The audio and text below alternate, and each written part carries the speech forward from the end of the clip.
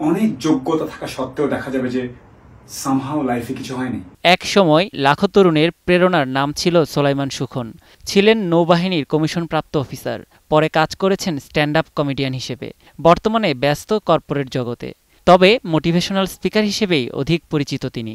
তার motivational video দেখেনি বা শোনেনি এমন মানুষ খুব কমই পাওয়া যাবে। মূলত তার হাত ধরেই দেশে মোটিভেশনাল স্পিকিং বিষয়টি জনপ্রিয়তা পেয়েছে।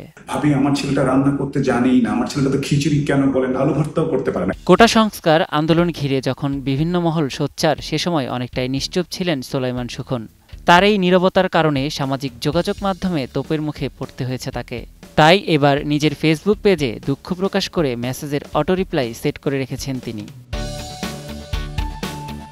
সোলাইমান সুখনের ফেসবুক পেজে মেসেজ দিলে প্রত্যুত্তরে আসছে, গালি প্রাপ্য সেটা মেনে নিয়ে শুধু একটা কথাই বলবো। গত 11 জুলাই মেধার পক্ষে ভিডিও পোস্ট করার পর থেকে অনেক হুমকি আর চাপের মোকাবেলা করে নিজেকে এবং পরিবারকে সেফ রাখতে হয়েছে। আমি আমার জায়গা থেকে অনিয়ম নিয়ে বছরের পর বছর কথা বলার চেষ্টা করেছি। তবে ছাত্ররা যে বলিষ্ঠতার সাথে পরিবর্তন শুরু করতে পেরেছে, আমরা আগের প্রজন্ম সেটা পারিনি।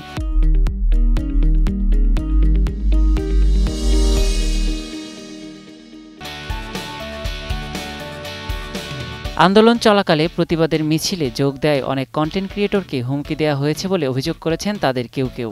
এমনকি তাদের অনেকেই পালিয়ে যেতেও বাধ্য হয়েছেন। আর এসবের সঙ্গে দেশের দুজন বিখ্যাত ইনফ্লুয়েন্সার জড়িত বলে অভিযোগ করেছেন তরুণ প্রজন্মের জনপ্রিয় সঙ্গীত শিল্পী তাশরিফ খান। আমাদের প্রমিনেন্ট দুইজন ইনফ্লুয়েন্সার যাদের নাম আপনারা চিনবেন, তাদের থেকে দুইজন কিন্তু বিট্রে করছে অনেকটা আমাদের সাথে। তাশরিফের ভাষ্যমতে একজন সিনিয়র ইনফ্লুয়েন্সার রাতের আধারে আইনশৃঙ্খলা বাহিনীকে সঙ্গে নিয়ে হুমকি ও টাকার বিনিময়ে সরকারের পক্ষে কন্টেন্ট বানাতে চাপ দেন।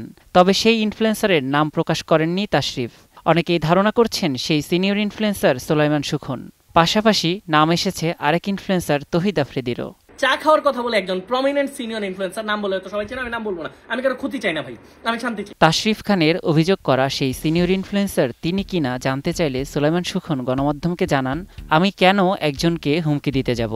আমার এই বয়সে এটি মানায় না। আমি চাকরি করি, পেশাগত জায়গা থেকে অনেক চাপ আছে। বাচ্চারা অনেক কিছুই লিখছে, লিখুক, আমার আসলে কিছু বলার নেই।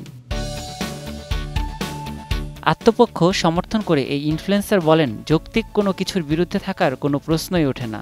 গত 11 বছর আমি অন্যায়ের বিরুদ্ধে কথা বলে গেছি। হয়তো স্থান কাল পাত্রভেদে যে পরিমাণ বলিষ্ঠতা থাকা দরকার ছিল সেটা ছিল না। ছাত্ররা যেভাবে করেছে সেভাবে কিছুই করতে পারেনি।